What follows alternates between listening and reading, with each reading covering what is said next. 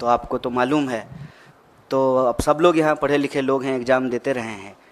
ये जो वक्त है ये एग्ज़ाम का रिजल्ट आने का वक्त है और जुलाई से लगभग देश में हर कोर्स का नया सेशन शुरू हो जाता है।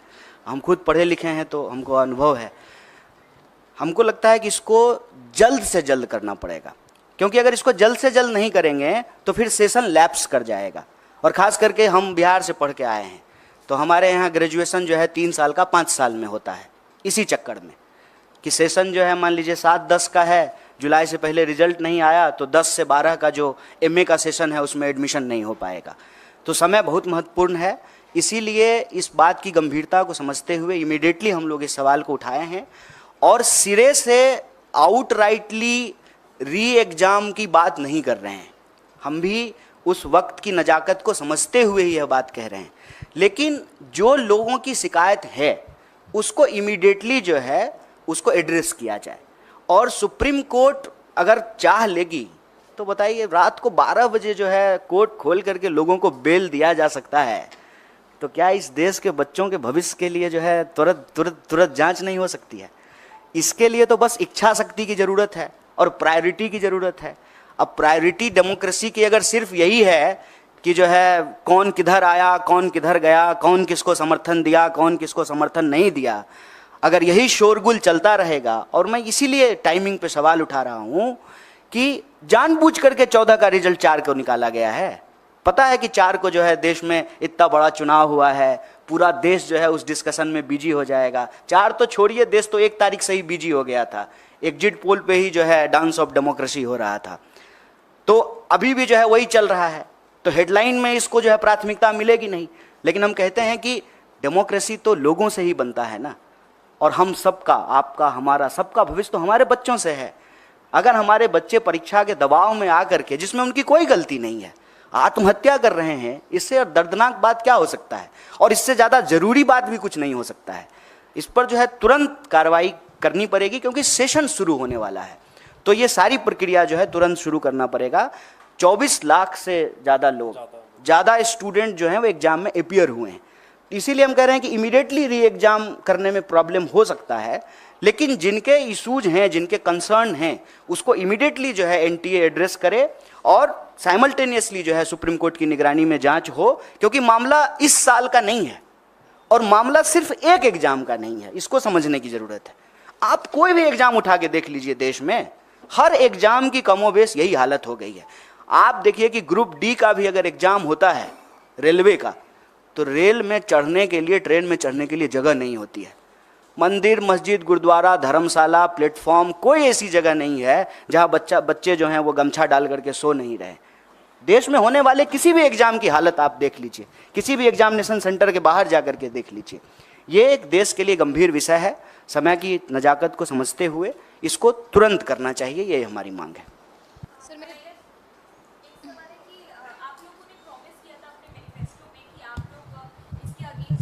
एक्शन लेंगे, लॉ भी बनाया जाएगा, लेकिन क्योंकि अब इंडिया ब्लॉक की सरकार नहीं आएगी है, तो क्या आप लोग किस तरीके से एनडीए पर इस बात का दबाव डालेंगे? क्या आप सड़कों पर जाएंगे या फिर कोर्ट में आप लोगों की तरफ से भी इसकी कोई अपील की जाएगी? देखिए, एक अव्वल तो ये जान लीजिए कि विद्यार्थी इस देश के किसी राजनीतिक पार्टी या राजनीतिक दल के मोहताज नहीं है। और मैं आपको पीछे हुए 4-5 आंदोलनों का एक उदाहरण दे सकता हूँ। कोई लीड नहीं कर रहा था, चाहे एसएससी का मामला हो, अग्निपथ का मामला हो, किसी भी एग्ज़ाम में जो गड़बड़ी हुई है या गलत नीति सरकार लेकर के आई है, उसको कोई पॉलिटिकल पार्टी लीड नहीं कर रही थी। साइमल्टेनियसली जो है, क्योंकि जिसका जीवन उससे जुड़ा हुआ है, जिसका पूरा का पूरा भविष्य उससे जुड़ा हुआ है, उसके पास सड़क पर निकलने के अलावा कोई रास्ता नहीं बचता है। तो पॉलिटिकल पार्टी के मोहताज नहीं है।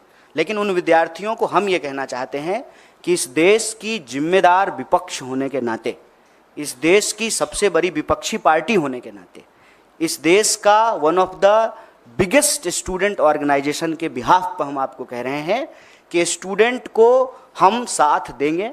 और हमारे लिए एक गंभीर विषय है, चुनाव पर चर्चा करने की बजाय, सरकार बनेगी कि नहीं बनेगी इसकी चर्चा करने की बजाय, अगर हम नीट के सवाल को प्राथमिकता दे रहे हैं तो आप हमारा कंसर्न समझ सकते हैं। हमारी सरकार नहीं बनी है, ठीक बात है। हमारी सरकार अगर बनी होती तो ये प्रेस कॉन्फ्रेंस करने की ज़रूरत ही नहीं पड़ती। हम प्रेस कॉन्फ्रेंस तो इसीलिए किए हैं ना कि आप लोगों के माध्यम से हमारी बात सरकार तक पहुँचे और हम इस देश के विद्यार्थियों के बिहाफ पर जो उनके डिमांड हैं वो सरकार तक पहुँचाने की जोरदार तरीके से कोशिश कर रहे हैं। सर मेरा सवाल ये है, प्रदर्शन के मामले में आपको मैं बता दूं, ऑलरेडी कई जगह पे प्रोटेस्ट हो रहे हैं। हमारा जो है, हमने जो कंसर्न स्टूडेंट्स हैं उनसे बात की, उसमें से कुछ लोग ऑलरेडी कोर्ट मूव कर गए हैं। तो जब वो ऑलरेडी जो है पिटिशनर बन गए हैं तो हम लोगों को जो है उन्हीं के साथ हैं। हम लोग जो है अलग से पिटिशनर नहीं बन रहे हैं, उनके साथ रहेंगे। और दूसरा ये कि हम तुरंत जो है एनटीए के साथ जो है एक डेलीगेशन भी मिलेगा और जो विद्यार्थी इस आंदोलन कर रहे हैं उनके साथ हम पूरी तरह से खड़े हैं और हमारा पूरा नैतिक समर्थन है।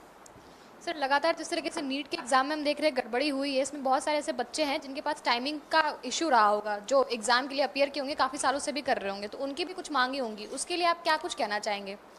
देखिए, वैसे आप अगर इस देश में परीक्षा संबंधित किसी धांधली या गड़बड़ी को देखेंगे तो कंसर्न समूह बन जाते हैं, क्योंकि हम लोग तो एक एग्ज़ाम की बात करते हैं, लेकिन जब रियल ग्राउंड पे जा कर के अपीयर होने वाले स्टूडेंट को देखेंगे, ग्रुप और क्राइटेरिया को देखेंगे, तो अलग अलग तरह की जो है वस्तु स्थिति उत्पन्न हो जाती है। मान लीजिए जिनका लास्ट अटेम्प्ट है या जिनका एज का बात है, तो उनका रहता है कि हम री एग्ज़ाम कराएं। हम इसको लेकर के अपनी तरफ से कोई बात नहीं कह रहे हैं, जो विद्यार्थियों की तरफ से मांग आ रही है उसी को रीइटरेट कर रहे हैं। पहला, इमीडिएटली जो है रिड्रेसल हो, जो भी इशूज आ रहे हैं उसको। दूसरा, इसकी जो है एक निष्पक्ष जांच हो। और तीसरा कि अगर ये पाया जाता है कि इसमें गड़बड़ी हो तो री एग्ज़ाम हो। इसके 3 स्टेप्स जो है हम लोग ले रहे हैं। और वो जो इशूज हैं आपके, उसको संबंध में भी आपको बता दें कि एक बार अगर सरकार बात को मानने के लिए तैयार होती है तो एज क्राइटेरिया को भी रिलैक्सेशन दिया जाता है और अटेम्प्ट का भी जो है रिलैक्सेशन दिया जाता है। मैं आपके सामने यूपीएससी का ही एग्जाम्पल देता हूँ। जब सीसेट लागू किया गया था उस वक्त कांग्रेस पार्टी की ही सरकार थी, उसकी वजह से जो है ये प्रॉब्लम क्रिएट हुआ था और फिर सरकार ने जो है अटेम्प्ट का और एज का रिलैक्सेशन दिया था। सरकार ही तो हर नियम कानून बनाती है ना। सरकार अगर कंसर्न है विद्यार्थियों के भविष्य को लेकर के तो वो जो है अटेम्प्ट का भी रिलैक्सेशन दे सकती है, एज का भी रिलैक्सेशन दे सकती है। कन्हैया जी, टीडीपी ने कहा है कि मुस्लिम आरक्षण जारी रहेगा। चुनाव में आपने देखा होगा कि इसको किस तरीके से नीट पे बात कर लेते हैं। हालांकि ये सवाल जो है ना प्रधानमंत्री जी से पूछना चाहिए कि जो अपने भाषणों में सबसे ज़्यादा इस बात को बोले हैं और उससे ठीक कॉन्ट्राडिक्टरी बात करने वाली पार्टियां उनके साथ है। सिर्फ टीडीपी की बात नहीं है, जेडीयू भी है, वही पोजीशन है, टीडीपी भी है, जेडीएस भी है। इनफैक्ट आपको मालूम है कि कर्नाटक में जो है जेडीएस ने ही सबसे पहले इसकी शुरुआत की थी। तो ये सवाल मेरे ख्याल से भाजपा के प्रवक्ता और आदरणीय प्रधानमंत्री जी से पूछा जाना चाहिए। और कोई सवाल? बहुत बहुत धन्यवाद आपसे।